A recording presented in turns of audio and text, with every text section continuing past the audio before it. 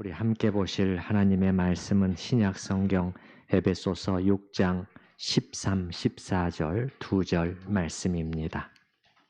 그러므로 하나님의 전신 갑주를 취하라.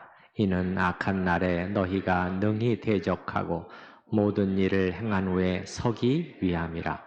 그런즉 서서 진리로 너희 허리띠를 띠고 의의 호심경을 붙이고. 아멘.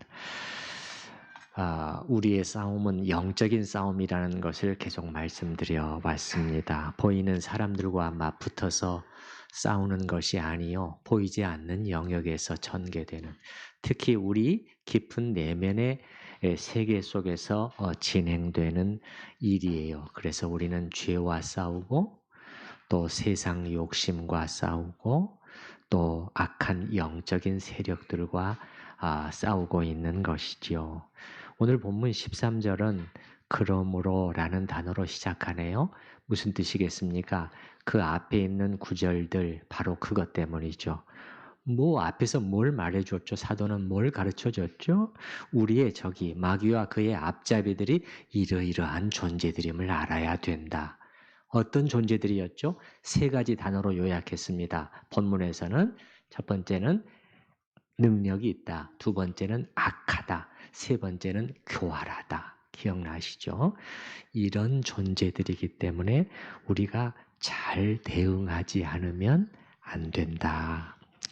여러분, 여기 에베소서 6장 요 뒤쪽의 구조를 보시게 되면 이 13절 말씀이 일종의 허리 역할을 하고 있다는 것을 알 수 있어요. 그래서 요 13절이 그 앞에 우리가 10절부터 12절 요 말씀을 이어서 받고 그러면서 그 다음 구절들을 준비시킵니다. 그래서 14절부터 17절까지 여러분 진리의 허리띠 쭉 해서 성령의 검까지 이어지는 게 17절까지잖아요. 그래서 이 14절부터 17절까지 이 네 절이 전부 다 13절에 다 걸려 있다고 보시면 돼요. 자, 그래서 이 13절을 먼저 우리가 잘 봐야 됩니다. 이 나머지 절을 다 이렇게 이렇게 연결되어 있는, 직결되어 있는 말씀이기 때문에, 자, 13절에 보게 되면은 어떻게 되어 있습니까? 중간 정도에 보게 되면 이는 두 번째 문장을 먼저 보겠어요. 이는 이 악한 날에 너희가 능히 대적하고 모든 일을 행한 후에 서기 위함이다. 자, 모든 일을 행한 후에 무슨 뜻일까요? 싸움을 다 마친 후에 승리를 쟁취한 후에 그런 뜻은 아닙니다. 여기서 사도가 지금 그리고 있는 그 모습은 뭐냐면은 이 전투 준비를 다 끝내고 이제 싸움에 임하기 위해서 딱 서 있는 병사의 모습이에요. 그렇기 때문에 여기서는 모든 일을 행한 후에 이 뜻은 뭐냐면 너희가 전투를 위한 모든 준비를 마친 후에 라고 이렇게 되어 있습니다. 여러분은 이렇게 준비가 되어 계시나요? 사도는 이 전투 준비와 관련해서 특히 서는 것, 서 있는 것을 자꾸 얘기하고 있어요. 여러분, 이 단어를 반복해서 사용하고 있습니다. 오늘 본문에서도 3번이나 선다는 표현이 나오는데요. 먼저 13절을 보시게 되면은요. 중간 정도에 보시게 되면 너희가 능히 대적하고 이렇게 되어 있잖아요. 이 대적하다는 단어가 무슨 뜻이냐면 대적하여 서고 그런 뜻입니다. 이 헬라어 단어에는 이 단어를 보면은 그 단어가 확실하게 그 안에 들어 있거든요. 예, 이 선다라는 의미가 들어 있고요. 13절 맨 뒤에는 어떻게 되어 있습니까? 서기 위함이라. 14절 첫 부분에서는 그런즉 서서. 사도는 왜 이렇게 선다는 표현을 반복해서 쓰고 있을까요? 안정의 중요성입니다. 우리가 흔들리지 않고 어떤 토대 위에 안정적으로 단단히 버티고 서 있는 것의 중요성을 말하려 하는 것 같아요. 자, 이렇게 견고히 서야만 한다는 것이지요. 만약에 그렇지 못하고 우리가 그 견고한 우리가 토대 위에 확고하게 발을 디디고 서 있지를 못하고 흔들리게 되면 어떻게 됩니까? 쉽게 마귀의 먹잇감이 될 수 있기 때문에 사도는 3번씩이나 비슷한 말을 우리에게 해주고 있는 것입니다. 서기 위함이라. 그런즉 서서. 여러분 이렇게 모두 굳게 서실 수 있기를 바랍니다. 네. 그러면 이렇게 견고히 서기 위해서는 어떻게 해야 한다고요? 어떻게 해야 한다고요? 바로 그 앞절이죠. 바로 그 첫 번째 문장이잖아요. 하나님의 전신갑주를 취하여 입어야만 한다. 그리고 이것 외에 다른 방법이 있다? 없다? 없어요. 절대 없습니다. 그래서 중요한 거예요. 여기 이하에 다뤄지는 내용들이. 여러분, 악마를 대적하기 위해서 필요한 것은 이런 게 아닙니다. 무슨 우리나라 무속 신앙에서처럼 뭐 칼춤을 막 추고 작두 위에서 뛰고 뭐 이렇게 그냥 짐승의 피를 흘리고 난리를 쳐야만 되는 것도 아니고 또 무슨 악령을 쫓아내는 엑소시즘 의식을 행한다고 해서 촛불을 막 켜놓고 십자가 모양의 장식을 들이대고 성수를 뿌려대고 이거 다 엉터리입니다. 엉터리예요. 성경에 그런 방법이 전혀 나와 있지 않아요. 그러면 성경이 제시해주는 정확한 방법은 무엇입니까? 오늘 말씀 하나님의 전신갑주를 입는 것이에요. 아시겠죠? 여기에 성경이 우리에게 제시해주는 답이지 무슨 촛불 켜놓고 그런 게 아니에요. 무슨 이상한 끈 같은 거 가져다가 무슨 의식행하고 그런 게 아닙니다. 그런 게 아니에요. 그런데 여기서 우리가 전신갑주, 갑옷을 입는다라는 말을 자주 사용하게 되는데 그러다 보면은 실제로 우리가 어떤 갑옷 같은 것을 입는 건가 이렇게 상상하실 수가 있는데 다시 말씀드리지만 이것은 영적인 싸움이에요. 그러므로 이 전신갑주는 뭡니까? 보이지 않는 무장입니다. 신앙의 무장을 말하는 거예요. 머리끝부터 발끝까지 이러이러한 신앙으로 무장되어 있어야 한다. 그걸 말씀하는 것이에요. 그리고 이 전신갑주에서 중요한 것은 뭐라고 그랬습니까? 여러분 13절에 전신갑주 앞에 있는 단어 누구의 전신갑주? 하나님의 전신갑주예요. 사람이 만든 것이 아니에요. 그 재료로는 안 돼요. 이겨낼 수가 없습니다. 그런데 또 보세요. 하나님의 전신갑주지만은 입는 거는 우리거든요. 이게 같이 가야 돼요, 여러분. 입는 것은 우리란 말이에요. 입어야 하는 것은 우리란 말이에요. 여러분 생각해 보시기 바랍니다. 여기 세계에서 최고의 성능이 좋은 갑옷이 있어요. 아무 무기도 뚫을 수가 없어요. 그런데 우리가 그것을 옆에다만 놓고 이렇게 머리서부터 발끝까지 입지 않으면 무슨 소용이 있겠습니까? 아무 소용이 없어요. 그래서 여기 사도도 보면은 우리에게 전신갑주를 취하라. 계속해서 취하라. 에? 무슨 허리띠를 띄어라. 호심경을 붙여라. 이런 신발을 신어라. 계속해서 우리한테 촉구하고 있는 것입니다. 우리가 해야 돼요. 여러분과 제가 해야 될 게 하나님은 가장 좋은 갑옷을 우리에게 준비시켜서 우리에게 주셨습니다. 입어야 될 것은 입어야 되는 사람은 우리라는 것이에요. 그러면 사도는 몇 종류의 전신갑주를 얘기하고 있는가? 14절부터 17절까지 6종류를 말씀하고 있어요. 진리의 허리띠, 의의 호심경, 복음의 신, 믿음의 방패, 구원의 투구, 성령의 검 6가지인데 이 6가지가 전부라는 것은 아닙니다. 그러나 가장 중요하다고 생각되는 것들을 여기다가 넣은 것 같아요. 사실 이 6가지를 저는 여러분에게 단 한 번의 설교로 다 끝낼 수 있습니다. 그렇지만 그렇게 해서 단지 잘 깊이 알지도 못하고 진도를 나가는 게 뭐가 그렇게 중요할까요? 지금 적의 공격이 이렇게 강력하고 그래서 보이지 않지만 진행되고 있는 이 싸움이 그렇게 치열하고 그리고 이 방법, 이 전신갑주 이거 외에는 다른 방법이 전혀 없다고 하고 그렇게 할 뿐만 아니라 하나하나를 다 우리한테 지금 다시 설명해 주는 이런 일을 하고 있는데 그 정도로 중요하다는 거예요. 그렇기 때문에 우리도 잘 알아야 되겠습니다. 이 하나하나가 정말 무엇을 의미하는지를 잘 배워야 되겠어요. 여러분 예를 들어서 의의 호심경이 나오는데 이게 무엇인지 이 호심경을 읽는 방법을 아시나요? 이게 없으면 어떻게 되는지 아시나요? 우리가 이게 없을 때 이 마귀가 어떻게 여러분을 공격해서 손상을 입히는지 때로는 중상을 입히곤 하는지를 여러분이 아세요?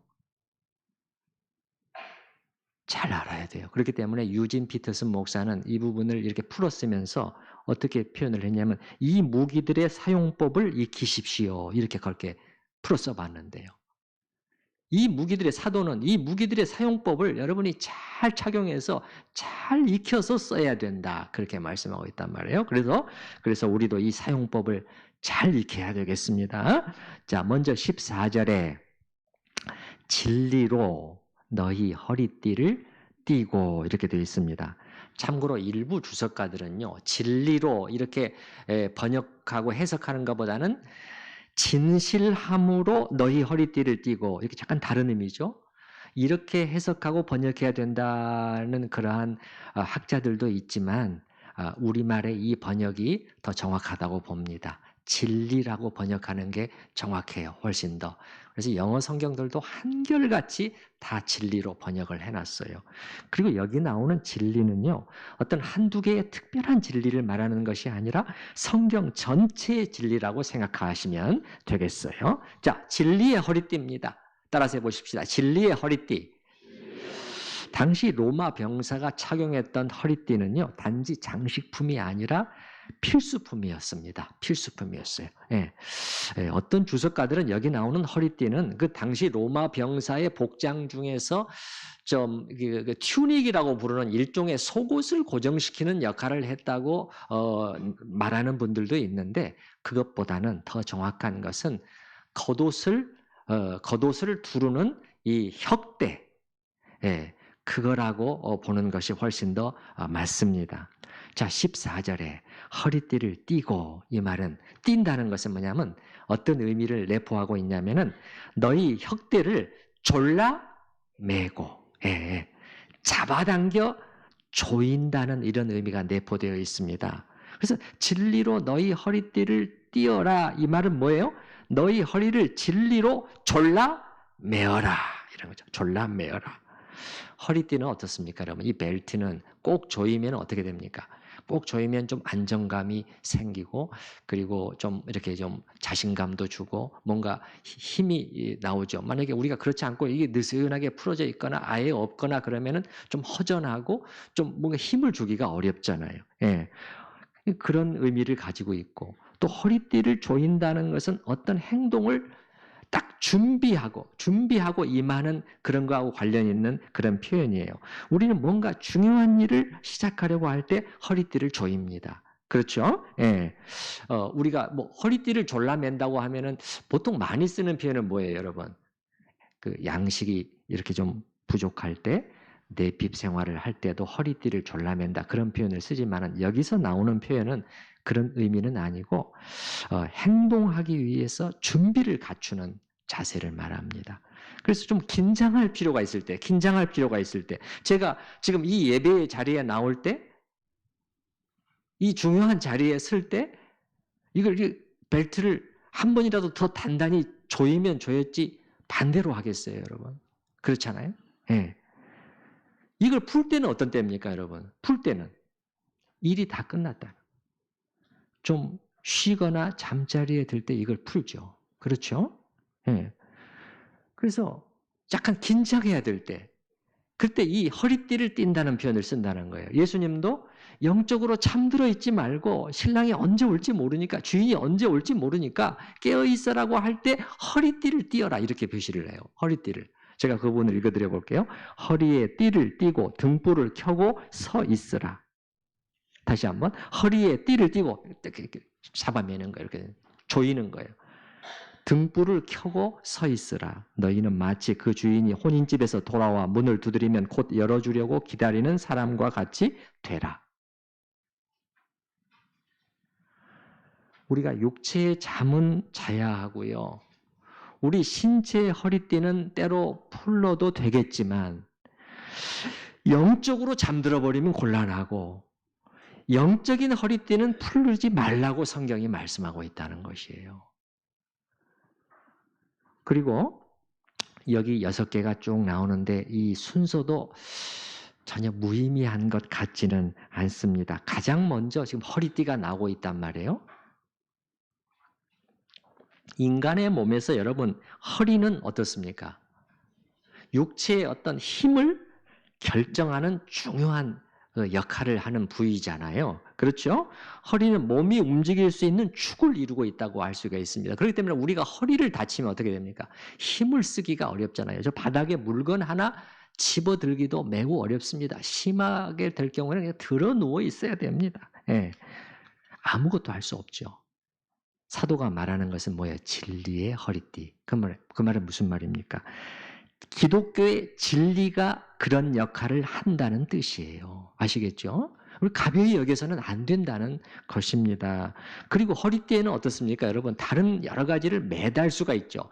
그 당시 그 로마 병사들의 그 허리띠 중에서는 어떤 경우는 항상 그런 것은 아니지만 교차해서 이렇게 2개의 허리띠를 맨 경우도 있었다고 합니다. 그래서 하나의 허리띠에는 일반 검을 메고 그 다음에 또 다른 이 허리띠에는 혁대에는 단검을 매다는 경우도 있었다고 그래요.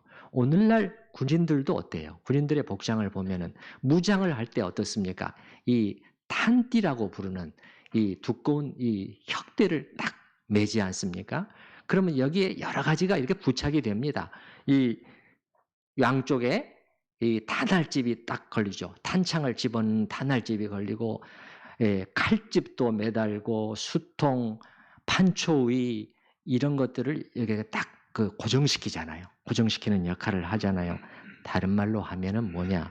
허리띠는 그 밖에 여러 가지 것들을 고정시켜서 위치를 잡아주는 역할을 하는데 진리가 이런 역할을 한다는 것입니다. 진리의 말씀이 진리가 그 외에 다른 여러 가지 것들을 딱 고정시켜주고 잡아주는 역할을 한다는 뜻입니다. 이만큼 진리가 중요해요. 여러분, 마귀는 때로 여러분의 귀에 이렇게 속삭일지도 모르겠습니다. 아니, 진리가 왜 중요한 거지? 교리를 배우는 일이 왜 필요해? 우린 그냥 예수 사랑을 실천하면서 살기만 하면 되는 것 아닌가? 맞는 말입니까? 우리 그냥 진리는 몰라도 되고 진리는 상관없고 예수 사랑을 실천하면서 살기만 하면 되는 거예요? 천만의 말씀입니다. 천만의 말씀이에요. 진리가 무너져 버리면 전체가 다 무너집니다. 그렇게 되면 더 이상 기독교도 아니고 참된 교회로 세워질 수도 없어요. 말 그대로 허리가 꺾여버리기 때문에. 그렇기 때문에 이 진리의 허리띠는 장식품이 아니고 반드시 착용해야 되는 필수 장비입니다. 여러분이 이 장비를 딱 착용하고 조여야 됩니다. 자, 예를 들어서 여러분, 우리의 부활 신앙이 흔들려 버리면 어떻게 될까요? 이게 작은 일입니까? 심각한 일이 되겠죠. 그런데요, 지금부터 2000년 전에 사탄이 벌써 교회 안에서 그 장난질을 치고 있었다는 증거가 나와요. 제가 읽어드려 볼게요. 디모데후서 2장 18절 말씀입니다. 진리에 관하여는 그들이 그릇되었도다. 진리잖아요. 부활이 이미 지나갔다 하므로 어떤 사람들의 믿음을 무너뜨리느니라. 부활이 이미 지나갔다. 그래서 이들은 뭐라고 주장하고 가르치느냐 하면 부활이라는 것은 일종의 새로운 영혼의 그 영적인 각성 정도로 생각을 하는 거예요. 이게 부활인 거예요. 그래서 그들은 말하기를 그런 거는 다 이미 다 이제 지나간 거야. 그래서 앞으로 우리 신자들이 예수 그리스도의 부활체와 같은 그 새로운 몸을 입게 되는 일 그런 거는 없어. 이렇게 가르쳤단 말입니다. 사도는 이 일이 교회에 얼마나 악영향을 끼치고 있는지를 알았기 때문에 뭐라고 표현하느냐면은 이건 마치 악성 종양과도 같다고 이렇게 표현을 했어요. 옛날 성경에는 독한 창질의 썩어져 감과 같으니라. 악성 종양이 교회 안에 막 퍼져나간다고 생각을 해보세요. 어떻게 되겠습니까? 그래서 제가 그 바로 앞구절, 사도가 말씀한 바로 앞구절을 그대로 읽어드려 볼게요. 그들의 말은, 이 말이에요. 그들의 말은. 부활이 이미 지나갔다고 말하는 그들의 말은 악성 종양이 퍼져나감과 같은데 그 중에 후메네오와 빌레도가 있느니라. 딱 두 사람의 이름을 언급을 하고 있어요. 뭐예요? 중요 인물들이라는 것입니다. 영향력을 끼치고 있는 중요한 인물들이라는 거예요. 여러분, 완전 교회 밖에 불신자이겠어요? 아니, 불신자가 교회를 이렇게 어지럽게 할 수 있겠습니까? 아니에요. 오늘날로 말하면은 신학자나 목회자인 거예요. 영향력을 미치고 있는. 사탄이 그들을 사용해서 이렇게 교회의 진리를 흔들면서 이렇게 노략질을 하고 있다는 것을 알 수가 있어요. 그래서 사도들이 교회를 지키고 견고히 세우고자 할 때 정말 신경을 많이 썼던 점이 바로 이것이었습니다. 이 적이 마귀가 바로 이 지점을 이 공격해 들어오고, 예. 그 다음에 이게 교회가 이것에 지금 당하게 되면은 큰 혼란이 야기되는 것을 알았기 때문이죠. 여러분 다시 제가 인용해 말씀드립니다. 사도행전 20장 우리가 봤잖아요. 사도 바울이 이 에베소 교회의 장로들을 이 청에서 이렇게 불러 모아 가지고 내가 이 에베소 교회에서 여러분이 아시지 않냐?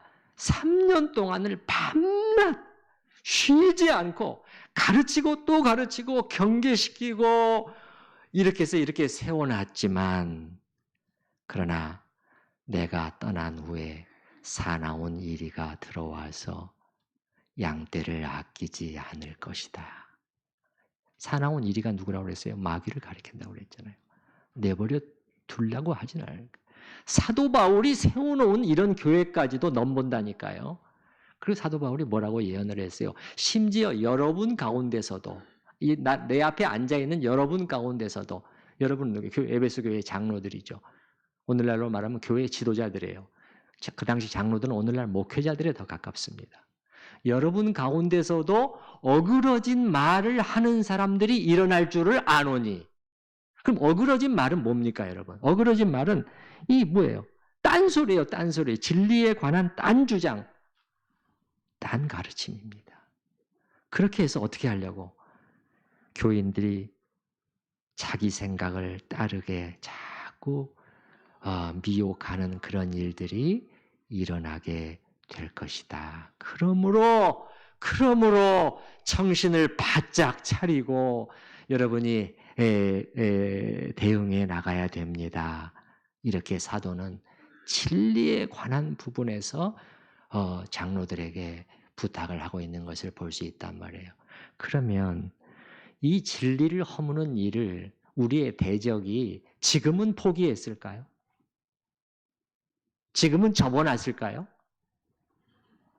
교회가 이렇게 그냥 무슨 교리 공부도 많이 하고 신앙 고백서도 많고 이렇게 하니까는 이제는 안 되겠다 하고 포기했을까요? 아닙니다. 아닙니다. 우리의 원수는 어떻게 해서든 이 중요한 허리띠를 느슨하게 만들어 버리거나 아예 풀게 만들려고 끊임없이 시도를 합니다. 아니, 기독교는 왜 이렇게 편협해? 도무지 관용의 정신이 없고 너무 독단적이야. 아니, 자기들한테만 구원이 있대요, 글쎄.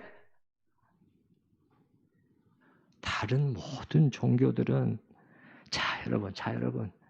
길은 여러 가지지만 도달하는 목적지는 다 똑같아요. 구원입니다, 구원. 그러니까 우리가 너무 고집 부리지 말고,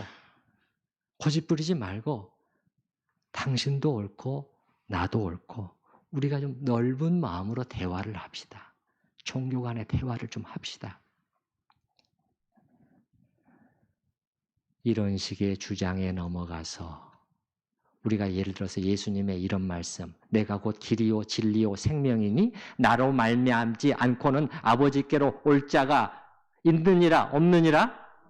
없느니라. 너무나 분명하잖아요. 다른 해석의 여지가 없어요. 그런데 우리가 그런 관용, 당신들은 왜 이렇게 독단적이야? 좀 관용의 정신을 보여줘. 그게 지금 일어나고 있는 일이에요. 그 많은 교회들이 거기에 귀가 솔직히 닫다니까요. 그래서 그 WCC가 자꾸 문제가 되는 게 그거예요. WCC. 이것도 자꾸 이제 색깔이 흐려지고 있거든요. 예. 그래서 우리가 관용을 한다는 이 명목하에 이 진리를, 이 말씀을, 예수님의 이 말씀을, 올 자가 없느니라 이 말씀을 포기해버리게 되면 뭐예요? 이 허리띠를 풀러버리는 일이에요. 그렇게 되면 어떻게 됩니까? 그 다음부터는 어떻게 할 방법이 없어요. 요 진리가 무너져 버리면 계속해서 한없이 뒤로 밀릴 수밖에 없습니다. 그런데 여러분, 이렇게 진리가 중요한데, 그러면 제가 여러분에게 한 가지 질문을 한번 던져보겠습니다. 진리를 판단하는 유일한 기준은 뭡니까, 여러분? 이 가르침, 이 주장, 이 교리가 맞는가 틀리는가를 딱 구별해 줄 수 있는 유일한 기준은 무엇입니까? 제가 한번 세 가지를 여러분한테 말씀드려 볼 테니까 그 중에 하나만 딱 고르시면 돼요. 첫 번째, 우리의 경험. 두 번째, 중요한 교회 회의들에서 결정한 내용. 3번, 성경. 성경이죠. 정확합니다. 정확해요. 교회 회의에서의 결정도 성경에 어긋나면 그건 받아들일 수가 없죠. 이게 바로 종교개혁자들이 한 일이었어요. 그들이 다시 세운 기치였습니다. 높이 이 깃발을 그들이 올리게 됐어요. 이게 안 되면 이게 엉망진창 다 혼합주의로 가버린다는 걸 알았기 때문에 오직 성경의 기치를 그들은 다시 높이 들었던 것이 왜 그러냐? 중세 1000년 동안에 로마 카톨릭 교회라고 불리웠던 중세 1000년 동안에 여러 가지 막 교회 회의들을 열어가지고 전혀 성경에 없는 잘못된 교리들을 무수히 들어왔기 때문에 이게 사실 진리에 있어서의 우상이에요. 우상을 들여온 거예요. 교회 안에. 그래서 그런 것들을 다 깨끗이 청소해 내느라고 종교개혁자들은 목숨을 걸고 사실은 분투했던 것이에요. 그래서 우리가 프로테스탄트입니다. 저항자들이에요. 저항자들. 거기에 타협할 수가 없다. 성경 아니면 우리는 그렇게 할 수가 없다. 예. 그러면 여러분이 사탄이라면 진리를 허물기 위해서 어떻게 하겠어요, 여러분? 어떻게 당연히 성경을 흔들어대지 않겠어요. 이거 안 하겠어요, 여러분? 정확히 그 일을 마귀는 해왔고 지금도 하고 있습니다. 중세 1000년 동안에는 어떻게 했죠? 이 성경을 사람들에게서, 교인들에게, 신자들에게서 저만큼 멀리 떨어뜨려 놔버렸어요. 왜 그렇죠? 이게 다 라틴어로 되어 있는 거예요. 지금 로마의 언어인데, 로마가 지금 지구상에서 사라진 지가 언젠데, 라틴어 성경 불가타역이라고 해서 그거 하나밖에 없어요. 온 교회가 사용하는 성경이 그거밖에 없어요. 프랑스어, 영어, 독일어? 이거 번역하면 화영입니다. 화영. 그러니 일부 성직자나 그 학자들처럼 라틴어를 잘 아는 사람들 외에는 이 까막눈이에요. 까막눈. 성경을 접근할 수가 없습니다. 이렇게 떨어뜨려 놨어요. 그런데 종교개혁자들의 노력을 통해서 이게 지금 회복이 됐잖아요. 그래서 오늘날 우리처럼 이렇게 우리말로 이해할 수 있는 언어로 이게 복된 것입니다. 이게 복된 거예요. 이게 지금 한 500년밖에 안 됐어요. 500년밖에. 근데 이제 그러면 또 내버려 두겠어요, 마귀가? 슬그머니 또 전략을 바꾸는 것입니다. 어떻게 전략을 바꿀까요? 아니, 성경. 이거 정말 믿을 만한 책이야? 정말 그렇게 생각해? 살짝 노골적은 아니지만 살짝 의심의 약물을 타는 것입니다. 그런데 아주 그럴듯한 이유를 들이대면서 하는 것이에요. 과학적 증거하고 맞지를 않는데 역사적인 사실과 틀리지 않아. 아니 성경 안에 서로 모순되는 구절들이 많이 있는 거 너 알고 있어? 그래서 어떻게 하고 있어요? 이성의 호소를 하고 있단 말이에요. 지금은 그렇게 하고 있단 말이에요. 이 계몽주의 시대 이후에 이 인간은 이 이성을 가장 중시하게 됐거든요. 이 이성을. 그래서 이 현대주의의 특성 중에 하나가 이 모더니즘의 특성 중에 하나가 이성입니다. 인간의 이성이에요. 이성에 부합되느냐 안 부합되느냐 이걸 가지고 늘 따지고 그렇게 있어요. 모더니즘이. 그래서 마귀도 사람들의 그것을 잘 사용해서 집요하게 성경에 대한 의심의 그 약을 타고 있는데 사실은 말하자면은 많은 그리스도인들이 약간씩은 여기에 영향을 받고 있어요. 약간씩이라도. 몇 년 전에 우리 청년 한 명이 교회 평생 부모님 밑에서 다녔던 청년 한 명이 자기가 이거 정말 쉽지 않습니다. 목사님 무슨 좋은 책이 있나요? 성경관에 대해서 좀 좋은 책을 저한테 벌써 흔들리고 있는 거예요. 근데 여러분, 그리고 마귀가 이렇게 하는 목적은 무엇입니까? 결국은 이렇게 이 부분을 얻어내려고 하는 거예요. 성경은 하나님의 말씀일 수가 없어. 요 결론을 끌어내려고 하는 거예요. 그럼 이제 뭐가 그 다음에 가능하는 거예요? 우리가 이 생명의 말씀에서 얻어낼 수 있는 모든 것을 다 빼앗아 버릴 수가 있어요. 안 됩니다, 여러분. 제가 지난번에도 말씀드렸잖아요. 믿음의 반응이 없이는 어떤 은혜도 시작되지 않거든요. 안 돼요. 믿음이 있는 곳에 성령께서 그 믿음을 사용해서 은혜의 역사를 불러일으키셔요. 말씀을 조명해 주시고 깨닫게 해 주시고 생명의 양식을 먹게 해 주시는데 이 믿음이 결여되어 있잖아요. 그러면 성령의 역사가 막혀버려요. 차단이 돼요. 절대 그 말씀을 깨달을 수가 없어요. 늘 색안경을 끼고 보기 때문이죠. 사탄이 이걸 노리고 지금 하고 있는데 아주 효율적인 방법이고 실제로 많은 교인들까지 영향을 받고 있습니다. 그런데 성경이 우리가 그렇게 함부로 할 수 있는 책일까요? 저는 오늘 이 질문을 한번 던져보고 싶습니다. 제가 주일 오후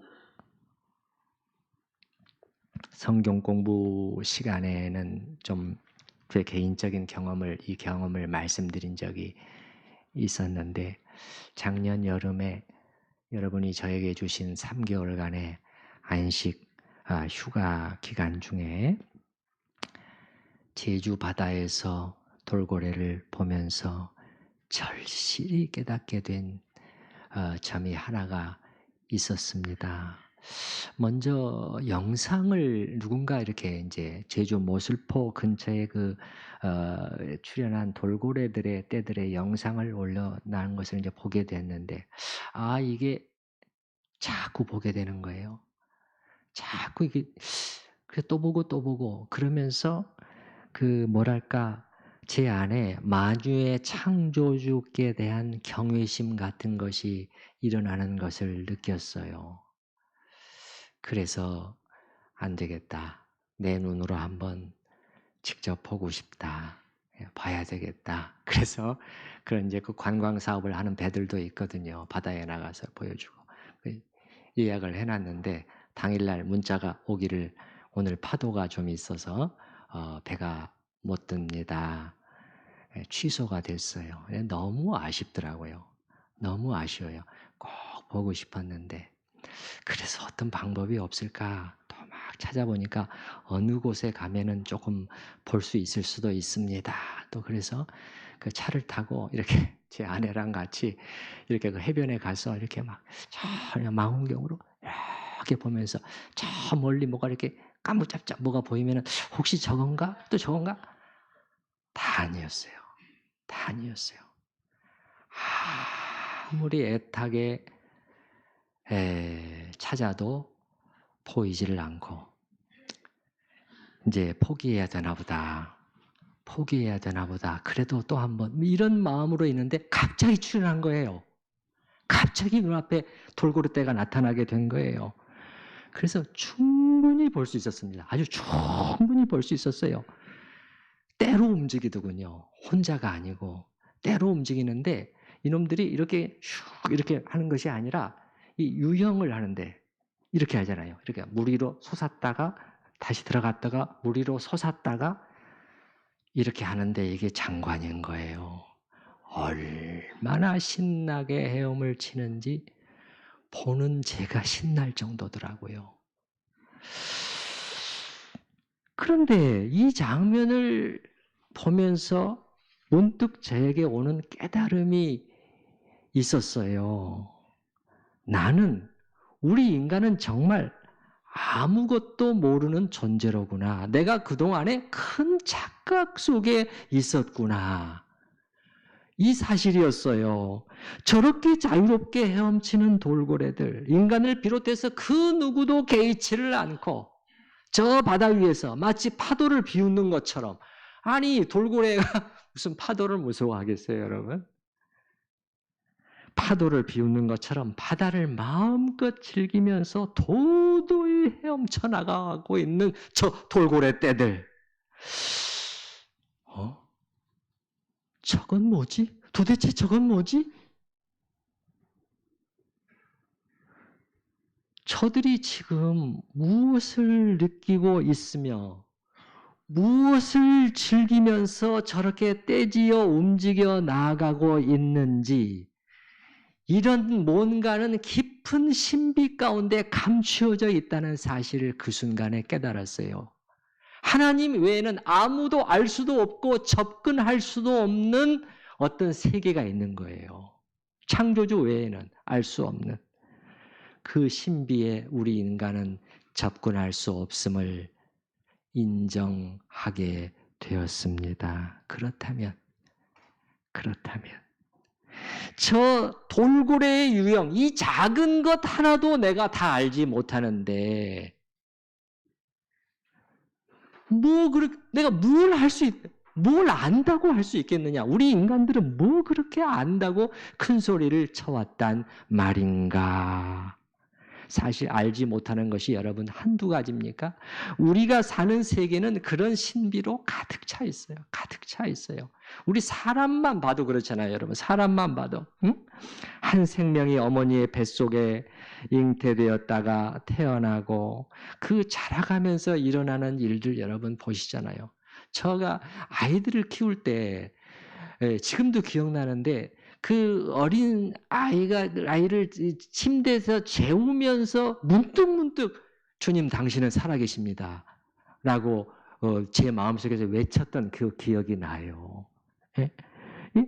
기어가기 시작하다가 또 일어서서 걸음마 하다가 걷게 되고 그 지능과 지혜가 그 속에서 자라나고 풍성해지고 언어를 습득하고, 그것도 다 듣고만 있잖아요. 듣고만 있어요. 한마디도 하지 않습니다. 그런데 이 안에서 엄청난 기전이 움직이고 있는 거예요. 언어의 기전이 움직이는 거죠. 하나님께서 주신 지혜예요. 그래서 어느 날 어떻게 돼요? 터져 나오지 않습니까? 터져 나오지 않습니까? 그리고 그 어린아이지만은 감정을 느끼고 또 표현하고, 하나님의 작품이에요. 하나님의 작품이에요. 이런 것을 우리가 안다고, 정말 속속들이 다 안다고 할 수 있을까요? 아닙니다. 약간 어느 정도 알 뿐입니다. 의사들도 마찬가지고요. 그 실체 전부는 알지 못해요. 깊은 신비 속에 감추어져 있습니다. 아니, 우리가 더 정확히 말하면 아는 것이 불가능해요. 그렇기 때문에 불가능합니다. 그러면서 저는 욥기의 마지막 장들에서 하나님께서 욥에게 질문하신 것들이 생각이 났습니다. 네가 이것을 아느냐? 저것을 아느냐? 아느냐? 계속해서 물어보셨잖아요. 맞습니까? 네. 대답이 적어요. 여러분 욥기 다시 한번 읽어보시기 바랍니다. 네.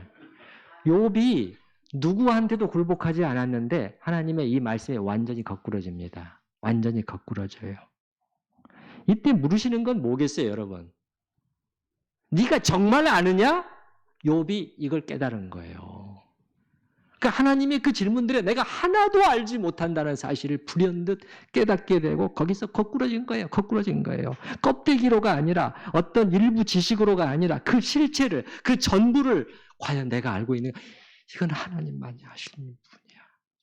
자기가 누구고 하나님이 누구신가를, 얼마나 크고 위대하신 하나님이신가를 깨닫게 되면서 입을 딱 가립니다. 주님, 제가 말을 많이 해왔는데 지금부터는 입을 이렇게 다뭅니다. 저의 깨달음이 여기에 이르자 제가 이런 하나님 앞에 다시 한번 겸손해졌어요. 주여, 저는 모릅니다. 오직 당신만이 아십니다. 오직 당신만이 아십니다. 그리고 저는 그 당신이 하신 이 말씀을 인간들이 한 그 어떤 말보다도 더 신뢰하겠나이다. 다시 한번 이 마음을 단단히 굳혔어요. 속지 않겠습니다. 그런 다짐이었어요. 여러분, 이 성경을 마귀가 공격해 올 때 흔들리지 마시기 바랍니다. 예수님께서 도마에게 이렇게 말씀하셨잖아요. 부활하신 다음에 네가 본고로 믿느냐? 보지 못하고 믿는 자들은 복되도다. 보지 못하고 믿는다. 여러분, 보지 못한다는 것은 무슨 뜻이겠어요? 예, 어떤 증거가 없어도 그런 증거에 의해서 오케이, 나 이제 너 동의해. 나 이제 인정할 수 있겠어. 그래, 내가 믿지. 그걸 말하는 거예요. 이게 본다는 게. 예, 그래서 내가 고개가 끄덕여지지 않더라도 그래도 교만함으로, 주님이 말씀하신 것은 교만함으로 큰 소리 치지 않고 겸손히 아무것도 알지 못하는 별것 아닌 존재로서 겸손하게 믿는 자들, 그렇게 믿기로 마음먹은 자들은 복되도다, 이렇게 말씀하신 거예요. 복되도다. 여러분 자신보다도 성경을 더 믿으십시오. 우리 제발 좀 겸손하십시다. 자, 14절 말씀.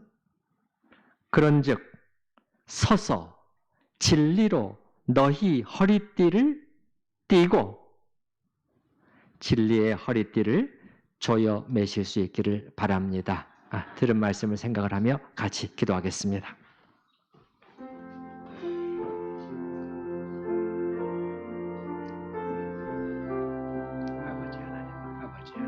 아버지 하나님, 주님의 교회를 순결하게 지켜주시옵소서. 우리 성도들이 저희 몸과 이 진리를 가벼이 앉게 하여 주시옵소서. 진리의 허리띠로서 필수 장비로 주님께서 우리에게 가르쳐주고 계신다면 저희가 그래서 가벼이 여기지 않고 잘 장담하여서 주여, 주님께서 세우신 이 교회가 순결하게 지켜나가게 하시고, 주여, 또 이 땅에서의 많은 교회들이 이런 면에서 흔들리고 또 넘어가고 또 혼합주의가 들어오고 있사온데 당신의 교회를 깨끗하게 지켜주시옵소서. 주여, 특별히 하나님의 말씀을 흔들려고 하는 주여, 이런 시도에 제가 너무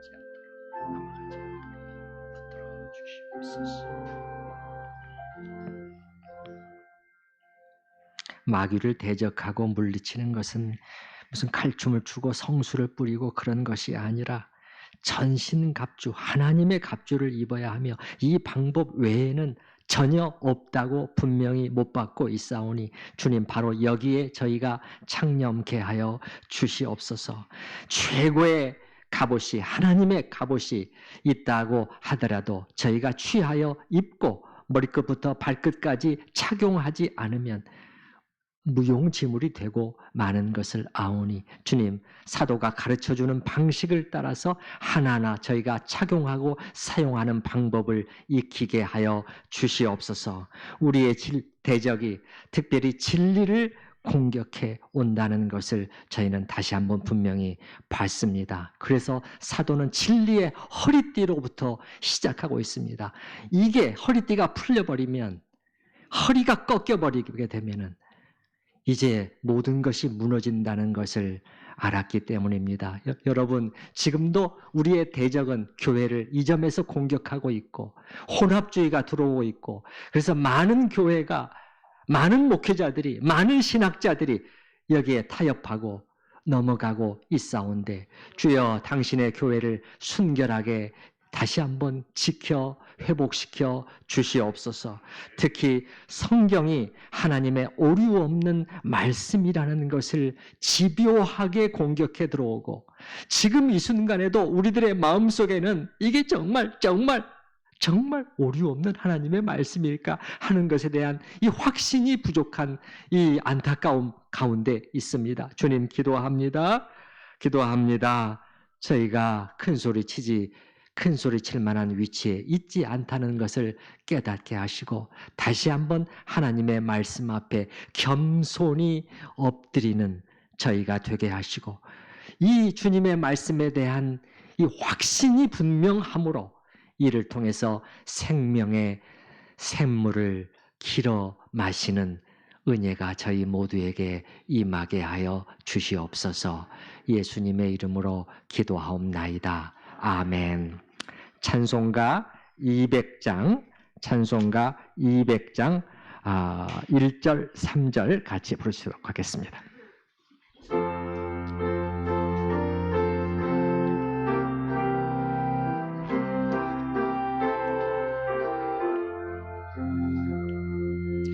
달고 오묘한 그 말씀, 생명의 말씀은 귀한 그 말씀 진실로 생명의 말씀이 나의 길과 믿음 밝히 보여주니 아름답고 귀한 말씀 생명샘이로다. 아름답고 귀한 말씀 생명샘이로다. 2절 하겠습니다. 2절까지만. 귀한 주님의 말씀은 내 노래 되도다. 모든 사람을 살리는 생명의 말씀을 값도 없이 받아 생명 길을 가니 아름답고 귀한 말씀 생명샘이로다. 아름답고 귀한 말씀 생명샘이